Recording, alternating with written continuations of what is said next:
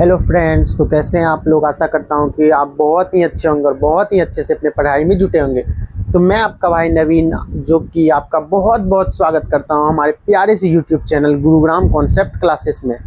तो आज के इस क्लासेस में हम बहुत ही बेहतरीन सा सेशन लेकर आए हैं आपके लिए, जो कि आप हमारे पीछे देख सकते हैं। जैसे लिखा भी गया है कि वास्तविक संख्या, जिसको हम अंग्रेजी में रियल नंबर्स कहते हैं।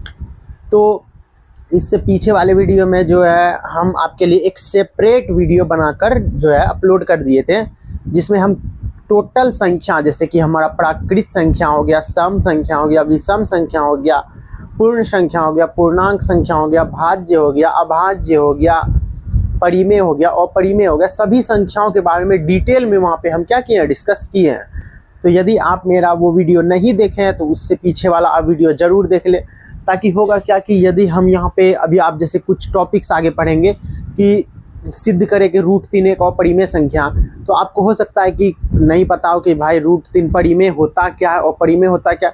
कि इसलिए यदि आप पीछे के क्लासेस को देख लेते हैं तो आपको क्या हो जाएगा कि वो सारे टर्म्स समझ में आ जाएंगे और इस चैप्टर को पढ़ने में आपको क्या हो जाएगा, आसानी होगा।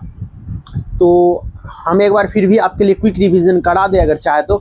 जैसे हम पढ़े थे प्राकृत संख्या क्या होता है कि एक ऐसा संख्या जो गिनती जिसके द्वारा हम कर सकते हैं वो प्राकृत। सम जो 2 से विभाजित हो, और विषम जो 2 से पूर्णतः विभाजित नहीं हो। पूर्ण संख्या प्राकृत में शून्य सम्मिलित कर देने पर। उसके बाद वह भाज्य पढ़े थे कि वैसी संख्या जो एक स्वयं और वैसी संख्या जो एक व स्वयं के अलावा अन्य संख्याओं से भी विभाजित हो, भाज्य संख्या। वैसी संख्या जो एक और स्वयं के अलावा अन्य किसी भी संख्या से विभाजित ना हो, और वो हमारा वो भाज्य संख्या कहलाता था। उसके बाद हम परिमेय संख्या के बारे में, जिनको p/q के रूप में डिनोट कर सकते हैं, निरूपित कर सकते हैं, वो हमारा परिमेय हो गया। जहाँ p और q हमारा क्या था, इंटीजर था, पूर्णांक था, और q हमारा 0 के बराबर नहीं था। और परिमेय के बारे में हम क्या चर्चा किए कि वैसी संख्या जिन्हें हम p/q के रूप में नहीं लिख सकते, नहीं दर्शा सकते, वे अपरिमेय होते हैं। और पूर्णांक के बारे में आपको ही बताएं कि जितना भी पूर्ण संख्या में आप क्या कीजिए कि इंटीजर्स, मतलब पॉजिटिव इंटीजर्स और नेगेटिव इंटीजर्स को मिला दीजिए। जब पूर्ण संख्याओं में धनात्मक और ऋणात्मक पूर्णांकों के क्या कर दिया जाता है, मिला दिया जाता है। धनात्मक चिन्ह, ऋणात्मक चिन्ह, धनात्मक संख्या, ऋणात्मक संख्याओं को मिला दिया जाता है, तो वैसी संख्या जो बनती है वो हमारा पूर्णांक संख्या बनता है। तो आज के क्लासेस में हम क्या पढ़ने वाले, तो आज की क्लासेस में, आज की कक्षा में हम पढ़ने वाले हैं जो हमारा चैप्टर है वास्तविक संख्या। इसका जो थीम है, सबसे पहला चीज क्या है कि यूक्लिड विभाजन प्रमेयिका। तो यूक्लिड विभाजन प्रमेयिका आप बहुत बच्चा से भी सीखते आ रहे होंगे। आप इस फॉर्मेट में सीखते आ रहे होंगे कि भाज्य बराबर जो होता है हमारा भाजक गुना भागफल जो शेषफल होता है। आप क्या पढ़ते आ रहे हैं कि भाज्य बराबर जो होता है हमारा भाजक गुने भागफल जो शेषफल होता है। तो आज हम उन्हीं चीज़ों को वहाँ पे हम क्या किए थे, बहुत छोटे फॉर्मेशन में पढ़े थे। यहाँ थोड़ा उसको एक्सप्लेनेशन करके पढ़ेंगे। वहाँ क्या था, एक छोटा सा टर्म से हम कर लेते, यहाँ थोड़ा एक्सप्लेन करेंगे, उसकी सहायता से हम HCF निकालेंगे। तो सबसे पहले जैसे आप यहाँ पे देख पा रहे होंगे कि यहाँ पे क्या लिखा है कि यूक्लिड विभाजन प्रमेयिका। तो इसको सीखने से पहले हम थोड़ा भाग पे चर्चा करते हैं। आप लोग कहिएगा कि नहीं, ये बच्चा सब सीखता है, भाग, जोड़, घटा, गुना, भाग, हम क्यों सीखे। तो आप जस्ट आपको जो बोल रहे हैं वो थोड़ा आप ध्यान दीजिए। उसके बाद जो आपको मजा आएगा ना, यूक्लिड विभाजन ऐसा सिखा देंगे कि जिंदगी में आप कभी भूल नहीं पाइएगा। ठीक, तो अभी हम यूक्लिड विभाजन प्रमेयिका को समझने से पहले कुछ हम भाग देते हैं आपको बनाने के लिए। तो जैसे आप लोग भाग में, जैसे एक बार के लिए आप 5 को जो है 47 से भाग दे दीजिए। एक बार के लिए आप जो है 18 को 90 से भाग दे दीजिए। एक बार के लिए 9 को 87 से भाग दे दीजिए। और एक बार के लिए 9 को जो है 8 से भाग दे दीजिए। तो आप लोग भाग कीजिए, देखिए क्या आ रहा है। तो हम यदि यहाँ पर देखें तो आप लोग बच्चा से ही क्या कर रहे हैं, भाग, जोड़, घटा, गुना, भाग सीखते आ रहे हैं। तो इसमें आप बोलेंगे कौन सा नया बात है सर, ये तो हम लोग बच्चा से ही सीख रहे हैं, जोड़, घटा, गुना, भाग, इसको सीख के ही तो हम अभी बड़े हुए हैं। तो देखिए, इसको पढ़ने का कुछ रीजन है। पहले हम भाग को सॉल्व करते हैं, उसके बाद हम बताते हैं कि इसके पीछे क्या रीजन है। तो जैसे 5 से 47 को भाग करेंगे आप, तो कहेंगे 5 90 हो जाता है हमारा 45। यदि 10 पढ़े तो 47 से ज़्यादा हो जाता है, 50 हो जाता है। तो 9 बार में हमारा क्या हो जाएगा, 5 90 कितना हो जाता है, 45। तो बोले कि 47 में से 45 घटा 2 बचेगा। 9 से 87 को जब डिवाइड कीजिएगा, यहाँ पे देखिए आप, 9 से जब आप 87 को डिवाइड कीजिएगा तो 9 9 कितना हो जाता है, 81 हो जाता है। तो अगर 10वां कीजिएगा, 9 दशमांक हो जाएगा आपका 90। तो 90 नहीं चाहिए हमको, 87 चाहिए या 87 से कम। तो हमको 9 9 81 मिल रहा है। देखिए 9 से 9 बार में कितना, 81। तो बोलिएगा कि 81 और 87, तो बोलिएगा यहाँ पर 6 बज गया। ठीक ठीक। अब 18 पंचे 90, आपको पता है कि 18 का जो पहाड़ा होता है उसमें 90 5 बार में आता है। 18 पंचे 90। तो आप कहिएगा कि ये तो पूरा पूरा भाग लग रहा है, ये पूरा पूरा भाग लग रहा है। ठीक। अब आप कहिएगा कि सर सब कुछ तो ठीक है, हमको ये पता है कि जब कभी भी हम भाग लगाते हैं तो हमारा जो छोटा संख्या होता है, ये वाला संख्या ये बाहर होता है, और जिसको हम भाग दे रहे होते हैं जो बड़ा संख्या होता है ये यहाँ पे होता है। आप सभी केसेस में देखिएगा, यहाँ भी बड़ा संख्या, यहाँ छोटा संख्या, यहाँ भी बड़ा संख्या, यहाँ छोटा संख्या, यहाँ बड़ा संख्या, यहाँ छोटा संख्या। तो आप कहिएगा कि ये क्या उत्पुटांक से सवाल दे दिए सर, यहाँ पे तो ये तो यहाँ होना चाहिए, ये तो यहाँ होना चाहिए। नहीं, देखिए आप 9 का 9 को तो पढ़ते हैं कि 9 गुना 1 यदि 9 हो रहा है हमारा, ध्यान से सुनिएगा, यदि 9 गुना 1 हमारा 9 हो रहा है तो हम ये बोल सकते हैं कि 9 गुना 0 जो है हमारा 0 नहीं होगा जी। बोलिए आप लोग, यदि 9 गुना 1 हम करते हैं तो 9 हो रहा है, तो यदि हम 9 गुना 0 करेंगे, 9 मल्टीपल 0 करेंगे तो क्या 9 नहीं होगा हमारा, होगा ना। तो 9 मल्टीपल 0, सॉरी 9 नहीं होगा, सॉरी हम भूल से बोल दिए कि 9 मल्टीपल 0 इज इक्वल टू 0। यहाँ पे देखिए 9 गुने में 0 0 हो रहा है, तो 9 को जब 0 से गुना करते हैं तो क्या होता है 0। तो इसके जगह यहाँ पे 0 आ गया, तो 8 में 0 जाएगा, आप लोग बोलिएगा 8। कोई दिक्कत है? देखिए 5 से 47 को भाग दिए 9 बार में, यहाँ पर शेषफल हमारे 2 आ गए। ठीक। 9 से 87 को भाग दिए 9 बार में, 81 शेषफल 6, और 18 से 90 तो पूरा पूरा विभाजित हो गया, तो ये हमारा क्या हो गया, 0 हो गया इसका शेषफल। और जब हम इसको भाग किए तो 0 बार में, तो ये हमारा शेषफल 8 आ गया। तो बोले साहब ये बात तो समझ में आ रहा है, लेकिन आप ये क्यों? तो देखिए अब आप लोग एक चीज ऑब्जर्व कीजिए, अब आप लोग एक चीज ऑब्जर्व कीजिए। बोले क्या ऑब्जर्व करेंगे? तो आप लोग गौर से देखिए, यहाँ पे जो 47 है, यहाँ पे जो 47 है, यहाँ पे आपके लिए 47 लिख रहे हैं, यहाँ पे जो 47 है, सॉरी यहाँ पे जो 47 है, यदि आप उसको लिखना चाहे तो कुछ ऐसा लिख सकते हैं कि 5 गुने 9 जोड़ 2, 5 9 45 जोड़ 2 47, ऐसा लिख सकते हैं आप लोग। 5 गुने में 9 जोड़ 2, क्या 47 को आप लिख सकते हैं? 5 गुने 9 जोड़ 2, 5 9 45 जोड़ 2 47। उसी प्रकार आप 87 को आप लिख सकते हैं ऐसा, क्या 87 बराबर आप लिख सकते हैं ऐसा कि 9 गुना 9 जोड़ 6, 9 9 81 6 87। आप ऐसा लिख सकते हैं 9 गुने में 9 जोड़ 6। आप क्या 87 को ये लिख सकते हैं? ठीक। अब क्या 18, सॉरी आप जब 90 को आप ऑब्जर्व कीजिए, आप 90 को ऑब्जर्व कीजिए कि क्या आप 90 को क्या लिख सकते हैं? 18 गुना 5 जोड़ 0। 90 को आप क्या लिख सकते हैं? 90 को आप ऐसा लिख सकते हैं कि 18 गुने में 5 जोड़ 0, ऐसा लिख सकते हैं। और हमारा यहाँ पर 8 है, तो क्या आप 8 को ऐसा लिख सकते हैं? अब 8 को ऐसा लिख सकते हैं जी, क्या लिख सकते हैं कि 9 गुने में 0 जोड़ 8। बोले हाँ लिख सकते हैं। तो देखिए हम यहाँ पर भाग सिखाने का मेन रीजन ये नहीं था कि हम आपको बच्चा वाला चीज़ सिखा रहे, नहीं, जो हमारा सिलेबस में है हम उसी से आपको रिलेट करके ये पढ़ाएंगे और तब आपको समझ में आएगा। यदि हम समझाना चाहे तो सीधा समझा देते कि भाज्य बराबर भाज्य गुना भागफल जोड़ शेषफल होता है, A is equal to B Q plus R होता है। नहीं, यदि हम वैसा नहीं समझाएंगे, आपको क्या कहे कि हम आपको ऐसा पढ़ाएंगे, इस तरीका से बताएंगे कि आप कभी भूल नहीं पाइएगा। और पढ़ते हम लोग का पढ़ने का मोटिव ये नहीं कि बस चीज़ों को समझ जाए, हम लोग का पढ़ने का मोटिव ये है कि हम ऐसा पढ़े कि अदर किसी क्लास के बच्चे को यदि हम चले जाए तो उसको भी पूरा समझा दे। हम ऐसा पढ़े कि किसी को पढ़ा सके। ठीक, तो यदि आप 47 को ऐसा लिख सकते हैं, ठीक, 87 को लिख सकते हैं, 90 को लिख सकते हैं, 8 को ऐसा लिख सकते हैं। तो अब आप लोग एक चीज़ ऑब्जर्व कीजिए। तो क्या ऑब्जर्व कीजिएगा, तो आपको पता है कि ये इसको हम कहते हैं भागफल, इसको हम क्या कहते हैं, इसको हम कहते हैं भागफल। इसको ये जो 5 बचा है ये हमारा भागफल है। ये होता है शेषफल।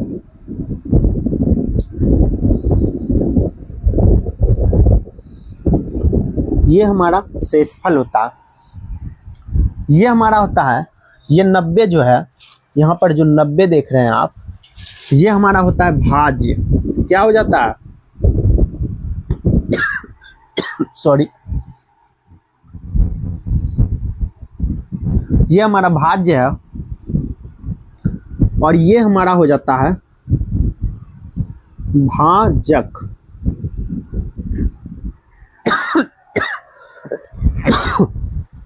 सॉरी, देखिए आप यहाँ पे ऑब्जर्व किए कि हम बोले कि ये जो अब ऐसा नहीं, आप लोग समझ लीजिए यही, यहाँ पे भी ये क्या बच रहा, अब इसी तरीका से सब में होगा। ये क्या है शेषफल, ये क्या है भागफल, ये क्या है भाज्य, और ये क्या है हमारा 5 भाजक है। उसी प्रकार इसमें आप लोग बताइए कौन क्या है। तो आप कहिएगा सर 6 हमारा शेषफल है, 9 हमारा भागफल है, 87 हमारा भाज्य है और 9 हमारा भाजक है। उसी प्रकार इसमें कहिएगा 8 हमारा शेषफल है, 0 हमारा भागफल है, 8 हमारा भाज्य है और 9 हमारा क्या है भाजक है। तो अब यहाँ पे आप एक चीज ऑब्जर्व कीजिए कि आप भाज्य, अच्छा भाज्य को हम किससे सूचित करते हैं, भाज्य को सूचित करते हैं हम ए से, छोटी ए से। भाज्य को किससे सूचित करते हैं ए से, और भागफल को किससे सूचित किया जाता है बी से।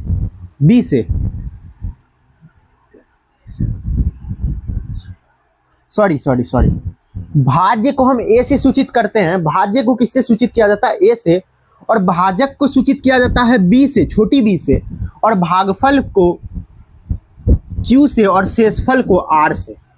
आप यहाँ पे क्या सीखे, उसी प्रकार आप यहाँ पे देखिएगा।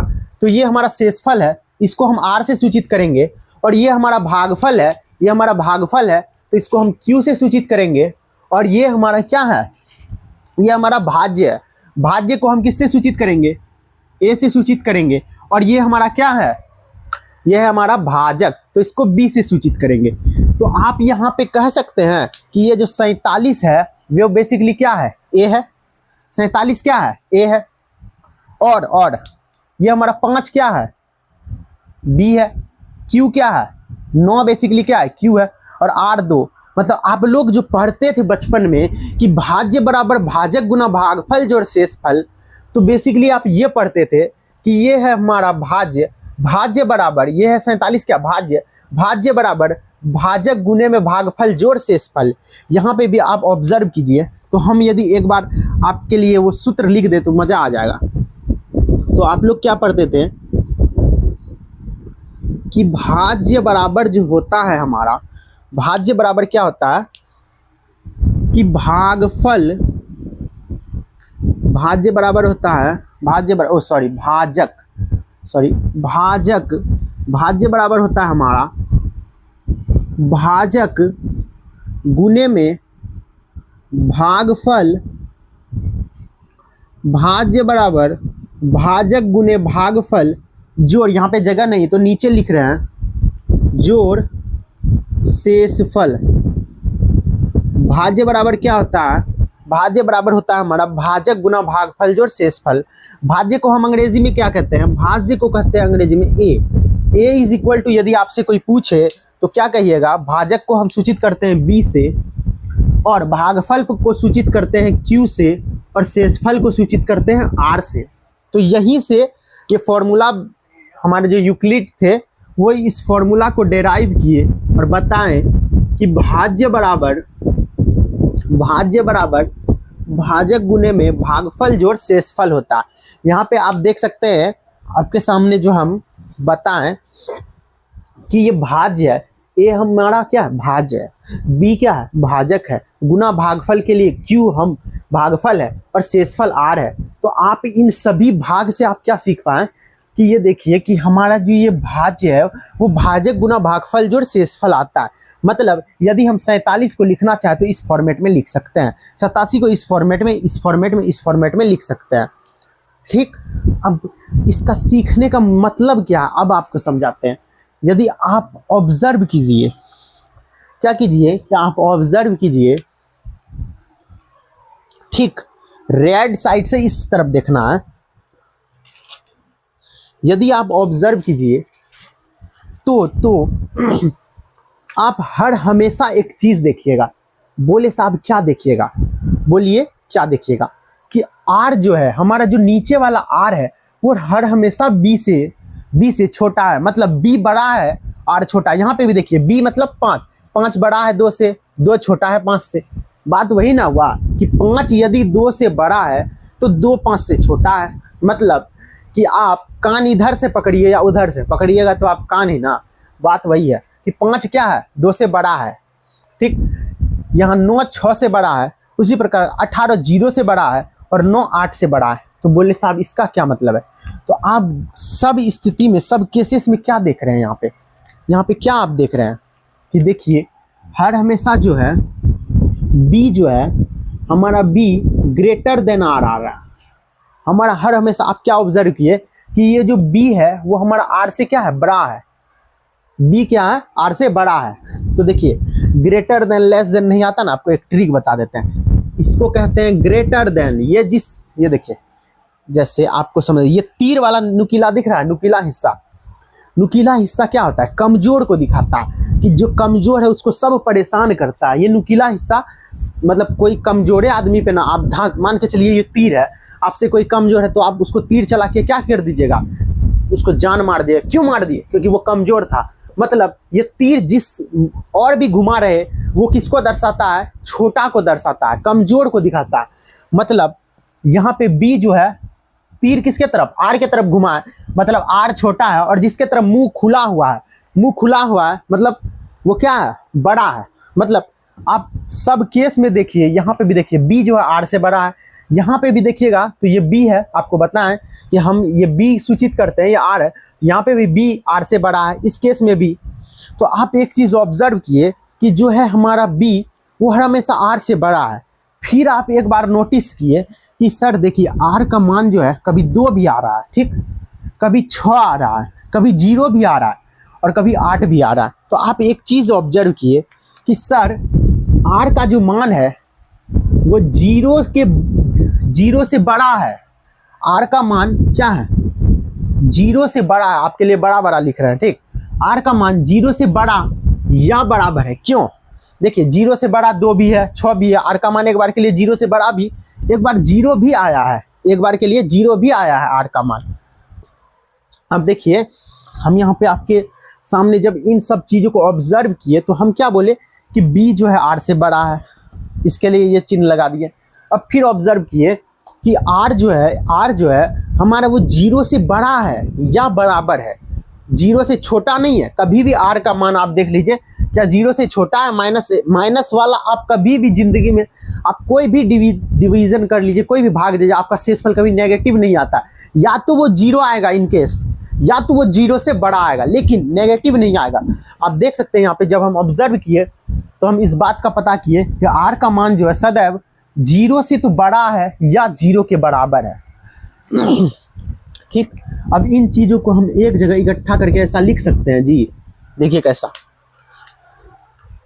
तो B ग्रेटर देन R तो है ही, ठीक, B ग्रेटर देन R है। तो यदि हम इसको लिखना चाहें तो क्या हम ऐसा लिख सकते हैं? ऐसा बात तो वही हुआ ना। देखिए आपको क्या कहेगी, जिसके तरफ तीर करेगा वो छोटा होगा। तीर किसके तरफ कर रहा है? 0 से, मतलब 0 से छोटा। आप समझिए पहले बात को, तीर किसके तरफ है? 0 के तरफ है। तीर किसके तरफ? 0 के तरफ। यानी कि 0 से R जो है ये बड़ा होगा, हर हमेशा R बड़ा होगा या तो 0 के बराबर होगा। यहाँ भी वही है, बस लिखने का तरीका थोड़ा अलग कर दिए। अब देखिए यहाँ पे भी वही लिखे हैं कि r जो है वो बड़ा है 0 से या बराबर है। यहाँ पे भी वही है, r 0 से या तो बड़ा है या बराबर है, ठीक। r कभी भी नेगेटिव नहीं आएगा, या तो 0 आ सकता है या 0 से बड़ा। तो अब इस चीज को हम एक जगह समेट के लिख दे, ऐसा लिख सकते हैं। यहाँ पे दिखाई देगा, दिखाई।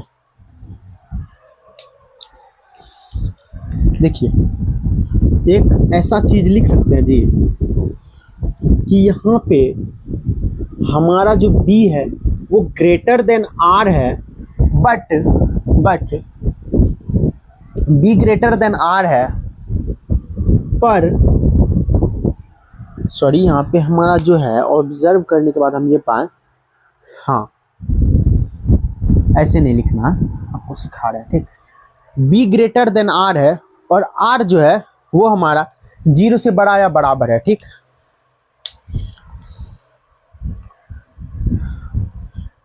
b ग्रेटर देन r, तो इसको भी तो हम ऐसे चेंज कर सकते हैं, हाँ। तो देखिए b यदि ऐसा लिखा है b ग्रेटर देन r, तो आप इसको ऐसा नहीं लिख सकते हैं जी, ऐसा नहीं लिख सकते हैं, सॉरी ऐसा नहीं, ऐसा भी तो लिख सकते हैं आप, ऐसा नहीं लिख सकते हैं। बात तो वही है ना, अभी भी तो b बड़ा ही है, सेम चीज को हम लिखे हैं वही, सिर्फ लिखने का तरीका बदल गया है। b ग्रेटर देन r था, अभी भी जिसके तरफ मुंह खुला है वो तो बड़ा है, b बड़ा है। जिसके तरफ तीर का निशान ऐसे है कि तीर हम तुमको आज भोंकिए देंगे, मतलब ये कमजोर है, अभी भी वही बात है कि b r से बड़ा है। तो हम इसको एक जगह समराइज करके लिखे, देखिए यहाँ पर जो b है वो हमारा r से बड़ा है, ठीक, और r जो है वो हमारा 0 से बड़ा या बराबर है। r हमारा क्या है, 0 से बड़ा या बराबर है। आपका बुक उल्टाइएगा तो आपका बुक में एक स्टेटमेंट दिया हुआ, वो स्टेटमेंट बेसिकली यही कह रहा है, वो स्टेटमेंट आप यदि गौर से समझने का प्रयास कीजिएगा, स्टेटमेंट आपका यही कह रहा है कि r जो है वो हर हमेशा b से बड़ा आएगा और r या तो 0 आएगा या 0 से बड़ा आएगा। ये स्टेटमेंट क्या कह रहा है कि यहाँ पे कह रहा है r जो है वो greater than, sorry b greater than r है, मतलब b r से बड़ा होगा और r जो है वो 0 से बड़ा या बराबर होगा। इसका मतलब क्या होता है, इक्वल टू। किसी के नीचे अगर इस प्रकार से लगा रहे हैं ना, उसका मतलब होता है इक्वल टू। तो ठीक, हम क्या किए कि सबसे पहले भाग दिए, भाग दे के चेक किए कि ये भाज्य, भाजक, भागफल, शेषफल का झमेला क्या। तो हमको पता चला कि ये हमारा भाज्य होता है, ये हमारा भागफल, ये शेषफल, ये भाजक होता है। सब में कुछ इसी प्रकार से हम कहें कि भाज्य को आप ए से सूचित कर लीजिए, हम भाजक को बी से, भागफल को क्यू से और शेषफल को आर से सूचित कर लिए, ठीक। आपके सामने यहाँ फॉर्मूला भी लिखे हैं, इसको सूचित कर लिए। फिर हम ऑब्जर्व किए कि हमारा b का मान जो है प्रत्येक कंडीशन में जो r से बड़ा है, 5 का मान 2 से बड़ा है, मतलब b r से बड़ा है, यहाँ पे भी और यहाँ पे भी सब स्थिति में। तो हम एक यहाँ पे जब ऑब्जर्व किए तो इसको लिख दिए कि b greater than r, b r से बड़ा है। फिर आप ऑब्जर्व किए कि ये देखिए r जो है यहाँ पे 2 है, 6 है, फिर 0 है, 8 है। तो आप ऑब्जर्व किए कि r का मान या तो एक बार के लिए देखें तो r का मान तो 0 से बड़ा है, 2, 6, 8 ये सब तो 0 से बड़ा है। तो r का मान एक बार के लिए 0 से बड़ा है और कहीं पे 0 के बराबर भी है। तो आप यही बात लिख दिए कि r का मान 0 से बड़ा या बराबर है, ठीक। इसी चीज को हम थोड़ा उल्टा करके लिख दिए ताकि हम सब चीज को एक जगह समेट सके। तो यहाँ पे b ग्रेटर देन r था, तो इसी को सेम चीज हल्का उल्टा करके लिख दिए।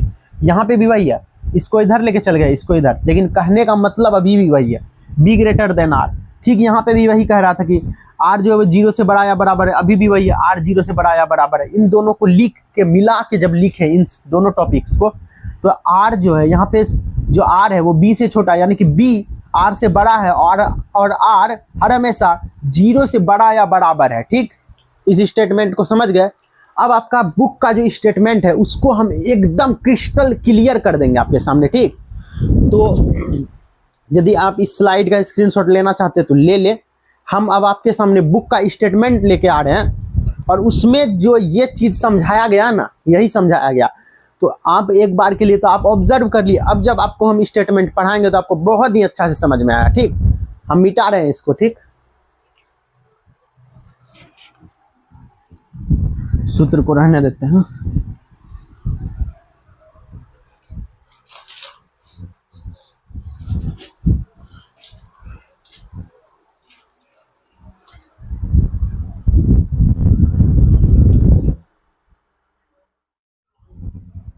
तो हम स्लाइड को क्लियर कर चुके हैं और आपको जो है यूक्लिड विभाजन प्रमेयिका के बारे में हम बता रहे थे कि किस प्रकार से हम उसको भाग दिए थे, किस प्रकार से हमारा वो a is equal to B Q plus R आया था। तो हम आपको बोल रहे थे कि ये देखिए आपका बुक है 10th क्लास का, हम अभी हाथ में लिए हैं।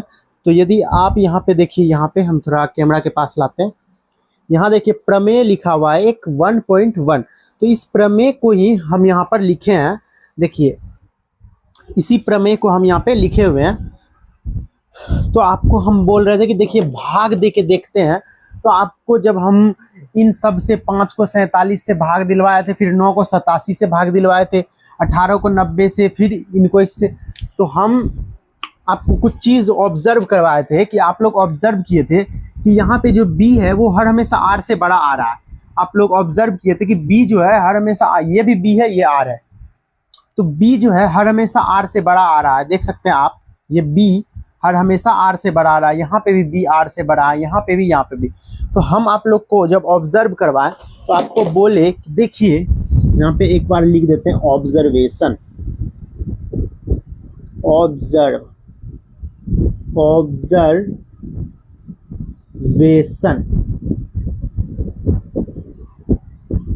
तो हम क्या ऑब्जर्व किए,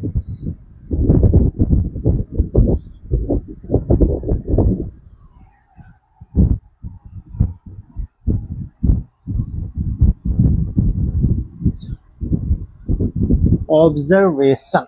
तो हम जब इन सभी को भाग दिए, देखिए जब 5 को आप 47 से भाग दिए तो आप यहाँ पे, ऐसा नहीं कि ये ही सिर्फ बी है, यहाँ पे ये भी बी है। आपको जैसे आपको बताते हैं, यहाँ पे ये हमारा क्या है, ये है हमारा क्या, ये है हमारा बी, ये है ए, ये है क्यू और ये है आर। तो ठीक, तो आप सभी केसेस में, इन सभी केसेस में आप क्या ऑब्जर्व कर पा रहे हैं कि हमारा जो बी है वो हर हमेशा आर से क्या आ रहा है, बड़ा आ रहा है। तो आप देखिएगा कि यहाँ पे जो बी है वो हर हमेशा आर से बड़ा आ रहा है। तो आप ऑब्जर्व क्या किए एक टर्म को कि बी जो है, बी वो हर हमेशा आर से बड़ा आ रहा है। आपको इस चिन्ह का मतलब भी समझाते हैं, इस चिन्ह का मतलब होता है ग्रेटर देन। आपको एक देसी कॉन्सेप्ट भी बता दिए थे कि हम उस चिन्ह को कैसे पता करें कि ये बड़ा दिखा रहा है या छोटा दिखा रहा है। ठीक, तो यहाँ पे be greater than are.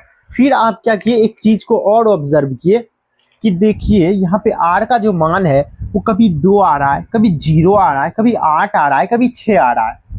Are का मान क्या आ रहा है, कभी 2 आ रहा है, कभी 6 आ रहा है, कभी 8 आ रहा है, कभी 0 आ रहा है।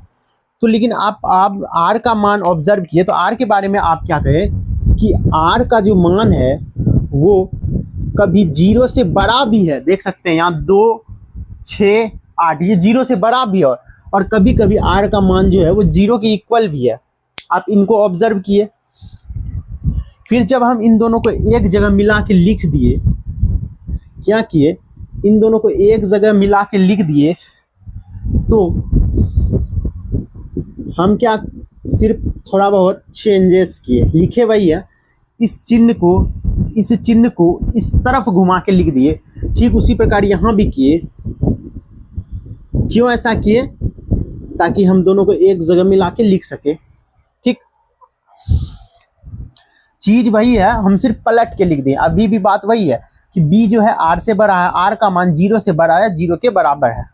ठीक, अब एक जगह इसको समाहित करके लिखते हैं तो आप लोग क्या पाइएगा कि यहाँ पे जो r है वो ग्रेटर देन b है और r ग्रेटर देन 0 या इक्वल टू है। मतलब आप इस चीज को ऑब्जर्व किया ना, अभी यहाँ पे एक टर्म है। ठीक, इस चीज को देखिए, जहां पर हम रेड कलर से क्या किए हैं, घेरा बना दिए। ठीक, तो यहाँ पे आप क्या देख रहे हैं कि r का जो मान है वो b से क्या है, छोटा है। मतलब b जो है r से बड़ा है, पर r जो है 0 से बड़ा या 0 के बराबर है। यहाँ पे आप ऑब्जर्व कर पा रहे हैं। तो ठीक यूक्लिड विभाजन प्रमेय का बेसिकली होता क्या है, आप समझ गए थे कि भाज्य बराबर जो भाजक गुने में भागफल जो शेषफल होता है, ठीक। तो उसी यूक्लिड ने एक प्रमेय दिया हमको, एक थ्योरम दिया हमको। ये थ्योरम यहाँ पे लिखे हैं, आपके लिए लिख के लाए हैं, प्रमेय 1.1। अब आपको भाग सीखने का फायदा हम बताते हैं, ये करने का फायदा। अब जो कुछ भी यहाँ पे दिया है ना, वो आपको क्रिस्टल क्लियर हो जाएगा, अच्छा से आप समझ जाएगा, ठीक। अब आपको हम समझाते हैं यहाँ पे लिखा क्या गया है। यहाँ पे लिखा है, पहले एक बार हम पढ़ते हैं इसको, ठीक। लिखा है दो धनात्मक पूर्णांक ए व बी दिए रहने पर, दो धनात्मक पूर्णांक ए व बी दिए रहने पर ऐसी अद्वितीय पूर्ण संख्याएं Q और R विद्यमान है, जबकि A is equal to B Q plus R, मतलब भाज्य बराबर भाजक गुने में भागफल जो शेषफल होता है। मतलब जहां पे आपके लिए एक यहाँ पे कुछ लिखा भी गया है कि जहां पर हमारा B का मान R से बड़ा होगा, जबकि R हर हमेशा 0 से बड़ा होगा या 0 के बराबर होगा।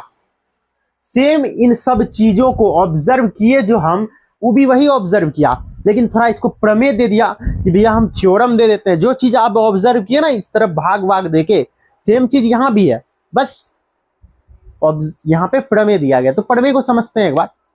तो क्या कहते हैं, कोई भी दो धनात्मक पूर्णांक ए और बी दिए रहने पर, तो यहाँ धनात्मक पूर्णांक कौन कौन है, ए और बी। 47 ए बी, मतलब ए का मान यहाँ पे 47 है, बी का मान 5 है। ठीक उसी प्रकार ए यहाँ पे 87 है, बी 9 है। यहाँ पे ए 90 है, बी 18 है। यहाँ पे ए 8 है, यहाँ पे बी 9 है। तो मतलब यहाँ पे भाग देने की बात कर रहा है कि जब आप भाग दीजिएगा कोई भी दो धनात्मक पूर्णांक को, जैसे हम यहाँ पे क्या कर रहे हैं कि यहाँ पर हम 5 को जो है, यहाँ पर हम 5 को जो है 47 से क्या कर रहे हैं, भाग दे रहे हैं। तो ये हमारा क्या है, मान के चलिए कि ये हमारा 5 क्या है, यहाँ पे 5 क्या है, ये आप बोलिएगा कि 5 तो बी है सर, और 47 हमारा ए है। ठीक उसी प्रकार से जब हम 9 और 87 को भाग देते हैं, ठीक 9 और 87 को भाग दे रहे हैं, तो यहाँ पे 87 जो है वो हमारा क्या है, ए है, और 9 हमारा क्या है, बी है। ठीक उसी प्रकार यहाँ पे देखिए 90 हमारा ए है, 18 हमारा बी है। ठीक उसी प्रकार से 8 हमारा क्या है, बोलिएगा ए है, और 9 हमारा क्या है, बी है। ठीक, तो कोई भी दो धनात्मक पूर्णांक कभी भी आप जब भाग दीजिएगा दो संख्याओं को, तो वो सदैव पॉजिटिव इंटीजर्स होने चाहिए। यहाँ पे लिखा है स्पष्ट रूप से कि दो धनात्मक पूर्णांक और ए और बी जब दिए रहने पर, यदि आपको कोई भी दो धनात्मक पूर्णांक ए और बी दिया रहेगा, भाग करने के लिए कहेगा, तो जब आप उसको भाग कीजिएगा तो आपको एक पूर्ण संख्या मिलेगा, आपको एक होल नंबर मिलेगा क्यू आर टाइप का। जैसे यहाँ पे क्यू और आर पूर्ण संख्या क्या होता है कि प्राकृत संख्या में जब आप शून्य को मिला देते हैं, जब प्राकृत संख्या में आप शून्य को मिला देते हैं तो वो पूर्ण संख्याएं बन जाती है। तो देखिए ये 0, 5 ये सभी क्या है, ये देखिए ये सभी क्या है, पूर्ण संख्या, क्यू और आर प्राप्त होता है। बात वही ना कह रहा है कि जब आप ए व बी को, मतलब ए बी को भाग दे रहे हैं, तो आपको क्यू और आर मिल रहा है। जहां पर A is equal to B Q plus R, आपको बताए भी थे, मतलब ए मतलब 47 जो है 5 गुने में 9 जोड़ 2 के बराबर हो रहा है। यहाँ पे क्या कह रहा है, बेसिकली कह रहा है कि 47 जो है ना भैया, आपका 47 जो है वो 5 गुने में 9 जोड़ 2 के बराबर है। ठीक ना, यही कह रहा है कि a is equal to B Q plus R, मतलब 47 बराबर, मतलब a बराबर बी क्यू 5 गुने 9 प्लस में r मतलब 2। ठीक, ये कह रहा है ये होता है जहां पे जो हमारा r का मान है वो सदैव b से छोटा रहेगा, मतलब b सदैव r से बड़ा रहता है, और r का मान या तो 0 या 0 से बड़ा होता है। वही चीज ना हम ऑब्जर्व किए यहाँ पे कि देखिए r का मान हर हमेशा 0 से बड़ा आएगा या 0 के बराबर आएगा, कभी भी नेगेटिव नहीं आएगा शेषफल। हर हमेशा 0 आ सकता है, 0 से बड़ा भी आ सकता है, पर नेगेटिव कभी नहीं आएगा। रिमाइंडर हमारा शेषफल कभी भी नेगेटिव नहीं आ सकता। और Q और R जो आएगा हर हमेशा वो होल नंबर आएगा, मतलब पूर्ण संख्या 0 आ सकता है, 1 आ सकता है, 2 आ सकता है, 3 आ सकता है, 4 आ सकता है, ठीक, तो हमको लगता है कि आप लोग समझ गए होंगे प्रमेय को। मतलब प्रमेय क्या कह रहा है, कुछ नहीं कह रहा है। प्रमेय क्या कहता है कि यदि, हाँ, आपको ये नहीं कह रहा है कि प्रमेय कि जैसे यहाँ पे ए को आप छोटा लीजिए, बी को बड़ा लीजिए, ऐसा कुछ कह रहा है नहीं। आपको यदि ए को छोटा लेना है, बी को बड़ा लेना है, छोटा बड़ा, ए को बड़ा ले लीजिए, बी को छोटा ले लीजिए, उन दोनों को भाग करा दीजिए, या बी को छोटा ले लीजिए, ए को बड़ा लीजिए, उन दोनों का भाग करा दीजिए। जब आप भाग कराइएगा तो आपको क्या मिलेगा, क्यू और आर, मतलब भागफल और शेषफल मिलेगा। अरे भैया, जब आप किसी भी संख्याओं को भाग दीजिएगा तो भागफल शेषफल मिलेगा, कॉमन सा बात है।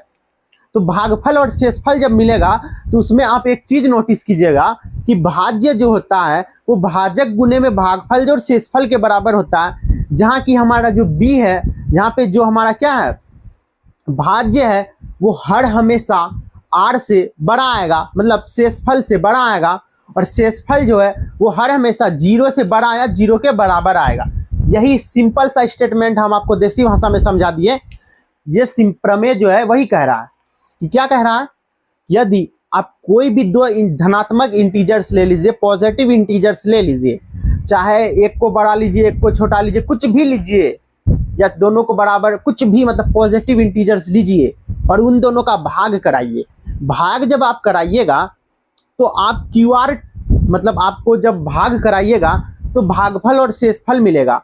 और जब उस भागफल शेषफल मिल जाएगा तो आप एक चीज नोटिस कीजिएगा कि हमारा जो भाज्य है वो शेषफल से बड़ा आ रहा है, और हमारा जो शेषफल है वो हर हमेशा 0 के बराबर या 0 से बड़ा आ रहा है।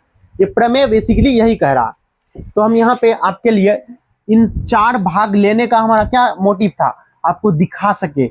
और ये चीज जब आप समझ गए, अच्छा से समझ गए ना, कि 5 को 47 से भाग दिया ऐसा ऐसा हुआ, 9 को 87 से भाग दिया ऐसा हुआ, 18 को 90 से भाग दिया ऐसा हुआ, 9 को 8 से भाग दिया ऐसा ऐसा हुआ। जब आप यहाँ पे फिर ऑब्जर्व किए कि देखिए भैया, ये जो बी है हर केस में हमारा आर से बड़ा है। यहाँ पे भी देख लीजिए, यहाँ पे भी देख लीजिए, यहाँ पे भी। ऐसा नहीं कि यही चारों है दुनिया का, आप किसी भी संख्या को, कोई भी दो धनात्मक पॉजिटिव नंबर्स को लीजिए और उन दोनों को भाग दीजिए, आपका हर हमेशा बी आर से बड़ा आएगा, भाज्य शेषफल से बड़ा आएगा। नहीं विश्वास है, हम आपका कोई भी आपका रैंडम जो है संख्या उठाते हैं, मान के चलते हैं हमारा मन हो गया कि 8 को भाग दे कितना से 80 से, तो आप लोग बोलिएगा कि 10 बार में तो कट गया सर, पूर्णतः विभाजित हो। तो यहाँ पे भी आप ऑब्जर्व कीजिए, ये हमारा आर है, ये हमारा बी है, तो क्या अभी भी बी आर से बड़ा है ना। यहाँ पे जब हम दो धनात्मक संख्या लिए, धनात्मक पूर्णांक लिए और उनको भाग दिए, तो बी आर से हर हमेशा बड़ा आया, ठीक। और हमारा जो आर है वो या तो हमारा 0 आ सकता है या 0 से बड़ा आ सकता है, ठीक। इसको आप लोग समझ गए होंगे अच्छा से।